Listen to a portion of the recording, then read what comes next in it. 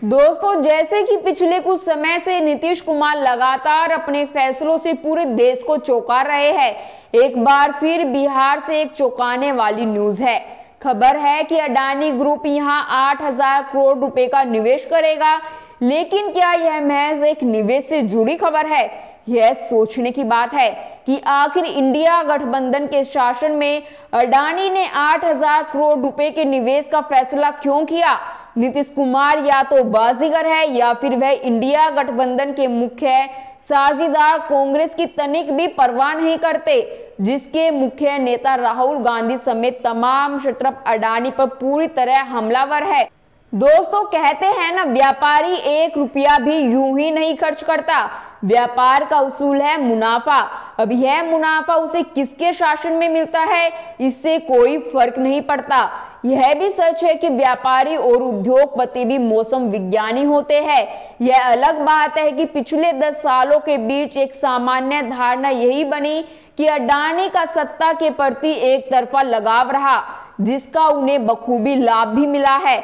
हालांकि सच को भी नकारा नहीं जा सकता कि तत्कालीन भूपेश बघेल और अशोक गहलोत के कांग्रेस शासन में कोयला खदानों के खनन के लिए अडानी के साथ ही करार किया गया था। लेकिन जिस राज्य के बारे में खुद वहां के मुख्यमंत्री नीतीश कुमार कह चुके हो कि हमारा राज्य लैंडलॉक्ड स्टेट है, इसलिए यहाँ निवेशक नहीं आते, वैसे राज्य में अडानी को 8,000 करोड़ का निवेश का फैसला यूं ही नहीं लगता। तो क्या अडानी समूह भी राजनीतिक तापमान को महसूस करते हुए हम सब हमारे नीति पर चलने की शुरुआत कर रहा है? नमस्कार दोस्तों, मैं हिमांशी कश्यप आपके साथ। आप देख रहे हैं जनता की आवाज। आगे बढ़ने से पहले इस वीडियो को लाइक करें, शेयर करें और अगर पहली बार जनता की आवाज न्यूज चैनल को देख रहे हैं तो चैनल को सब्सक्राइब भी करें और घंटी जरूर बजाएं, चैनल की भी और सरकार की भी। आज की नेशनल मीडिया के मुकाबले में जनता का साथ दीजिए और उसकी ताकत बनिए, जनता की आवाज बनिए और हो सके तो इसके लिए चैनल को ज्वाइन भी करें। दोस्तों, ऐसा है भी तो इसमें कुछ गलत नहीं है। हालांकि जिस तरह से इंडिया गठबंधन के बड़े नेता राहुल गांधी जिस तरीके से अडानी पर हमलावर रहे हैं, उसे देखते हुए इस बात को आसानी से पहचानना मुश्किल हो जाता है कि सिर्फ बिजनेस प्रोस्पेक्ट को देखते हुए अडानी ने बिहार में इतने बड़े निवेश की घोषणा की हो। वैसे अडानी से पहले भी कुछ हद तक बिहार के एग्रो सेक्टर में निवेश कर चुके हैं, लेकिन इस बार सीमेंट फैक्ट्री आदि में बड़ा निवेश किए जाने की खबर आ रही है। क्या अडानी समूह आने वाले समय में कोई राजनीतिक चेंज देख रहा है, जिसकी वजह से वह संतुलन साधने की प्रक्रिया में इंडिया गठबंधन शासित राज्यों में निवेश का ऐलान कर रहा है, या सिर्फ और सिर्फ विशुद्ध बिजनेस, विशुद्ध मुनाफा और खेल है, जहां दल और गठबंधन नहीं बल्कि सिर्फ और सिर्फ मुनाफा देखा जाता है? दोस्तों, एक चीनी कहावत है, बिल्ली काली हो या सफेद, यह महत्वपूर्ण नहीं है। महत्वपूर्ण है कि बिल्ली चूहा पकड़ सकती है या नहीं।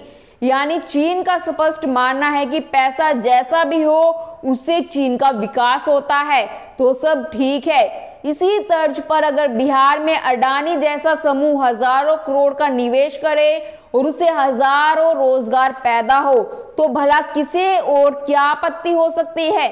क्या राहुल गांधी इस बात पर आपत्ति जता सकते हैं कि बिहार को अडानी का पैसा नहीं चाहिए क्योंकि हम अडानी की अनैतिक व्यापार प्रथाओं का विरोध करते हैं? शायद वे ऐसा ना करें, लेकिन किसी भी एक बिंदु पर इंडिया गठबंधन के भीतर अगर ऐसा कोई सवाल उठता है, तब नीतीश कुमार या युवा आकांक्षाओं के प्रति तेजस्वी यादव का रुख क्या होगा, यह जानना महत्वपूर्ण है। क्या तेजस्वी यादव ऐसे किसी आरोपों को खारिज करेंगे और अडानी का बचाव करेंगे? क्या नीतीश भी राहुल गांधी के आरोपों को नकारेंगे? बिहारी अस्मिता के लिए यह आवश्यक है कि यहाँ उद्योगपति आए और यहाँ के एग्रो सेक्टर समेत तमाम अन्य सेक्टर्स में भारी भरकम निवेश करे।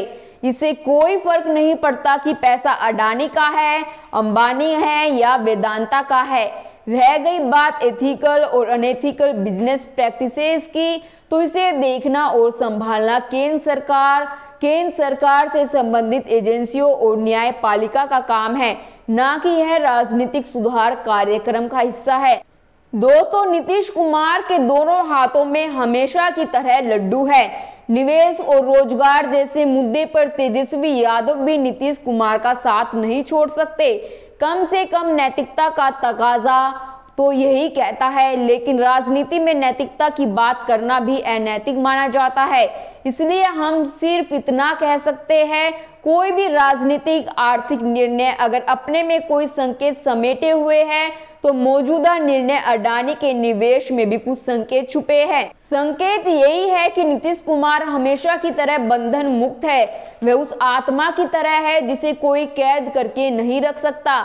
वे उस पंछी की तरह है जो जब चाहे जहां चाहे विचरण कर सकते हैं, और अगर कोई उन्हें टेकन फॉर ग्रांटेड लेने की कोशिश करते हुए मोल तोल करने का दुस्साहस करेगा तो वह आत्मा, वह पंछी फुर हो सकता है। फिर कहने को यह तर्क भी रहेगा कि हमने यह काम बिहार की जनता के आर्थिक हितों को सुरक्षित रखने के लिए किया है। आप इस निवेश पर क्या सोचते हैं, हमें कमेंट कर जरूर बताएं, और बाकी खबरों के लिए देखते रहिए जनता की आवाज।